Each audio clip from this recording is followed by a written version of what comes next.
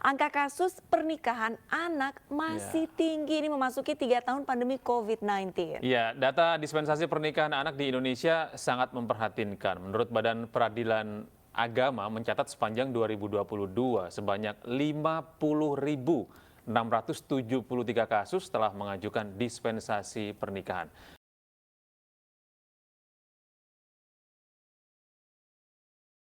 Menurut saya untuk perempuan sebaiknya di usia 25 tahun dan laki-laki di atasnya mungkin 27 tahun.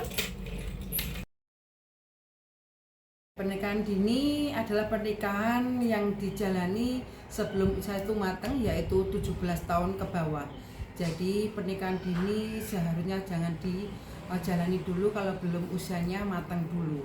Jadi untuk semua orang tua, kalau bisa pernikahan dini jangan terlaksana kalau sebelum dengan usia yang matang. Menurut saya sangat berdampak sekali karena perkembangan anak itu juga dipengaruhi oleh emosi orang tuanya. Kalau orang tuanya masih belum matang emosinya, bagaimana dia akan mengasuh anak tersebut. Bisa-bisa anaknya nanti akan gampang tantrum terus dan banyaknya lagi. Dan perkembangan emosi anaknya sendiri juga kan ibunya masih labil ya karena usianya masih dini. Jadi ya bisa jadi anak tersebut bukan diasuh sama ibunya tapi sama neneknya, sama nenek kakeknya begitu. Psikologi anak tidak hanya membicarakan atau mempelajari tentang perkembangan fisik, tetapi juga perkembangan mental, emosional, dan juga sosial. Diperlukan karena kadang kita tidak mengerti anak ini yang diinginkan apa dan kita menangkapnya apa.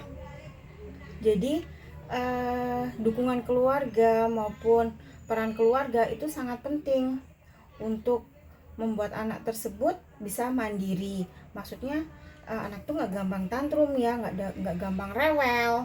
Terus dia bisa mengerjakan apa yang sesuai sama tahapan umurnya. Peran keluarga dalam perkembangan psikologi anak pastinya mempunyai peran yang sangat penting ya, karena lingkungan terkecil dari pergaulan anak adalah keluarga. Di sana dia menemukan rasa nyaman, dia menemukan ketenangan, dan dari pola asuh yang ada dalam keluarga itu pastinya akan berpengaruh terhadap psikologi anak. Kalau memang orang tua tidak mengawasi, tidak mendukung, perkembangan anak akan turun juga, dalam arti mungkin dalam kurang pergaulan, akan dalam sikap ke sesama teman, itu pasti ada perubahan. Jadi kita sebagai keluarga harus tetap mendukung dan mengawasi untuk perkembangan anak itu sendiri.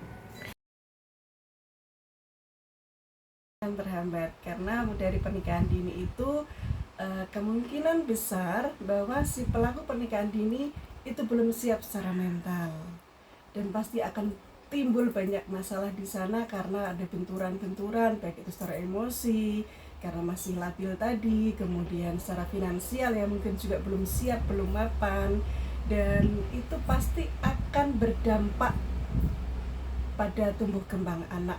Psikologis anak akan terganggu dengan situasi keluarga yang tidak kondusif.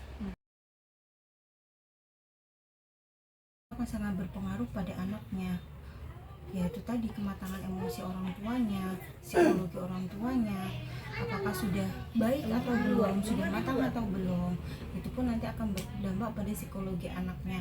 Karena kalau orang tuanya nggak matang, maksudnya orang tuanya emosinya masih labil, psikologinya mereka juga nggak matang. Karena ya dalam usia dini mereka harus mempunyai pendapatan yang lebih, harus membiayai kehidupan anaknya, membiayai kehidupan rumah tangganya. Itu pun akan berpengaruh pada anaknya.